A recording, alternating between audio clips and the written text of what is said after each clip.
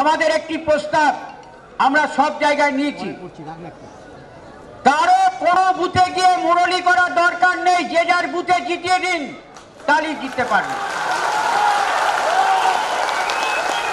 যে যার বুথে আছে, ভাই এখানে সিজদার কি হলো, যে যার বুথে জিতিয়ে প্রমাণ করুন যে আমি নেতা, তাহলে বুথের কর্মী বুথেই জেতাতে হবে, অন্য বুথে গিয়ে মুরলি করা দরকার নেই।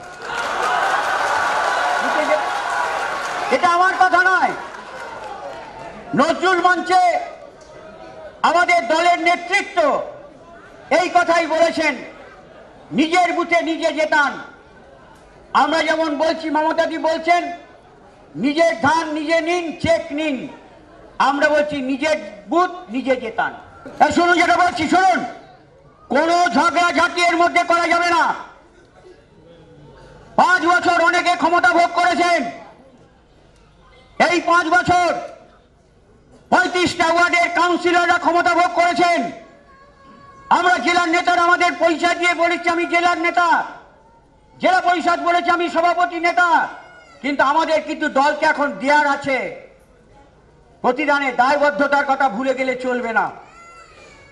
আপনারও দেয়ার আছে।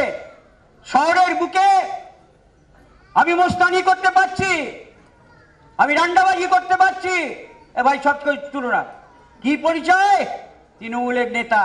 যেদিন হারিয়ে যাবে, পারবেন রাস্তার চায়ের দোকানে চা খেতে? পারবেন? এখন তো খুব বলছেন পারবেন, হয় অন্য দলে নাম ঢোকাতে হবে, নাহলে আর সেদিন বাড়িতে চুপচাপ বসে থাকবেন।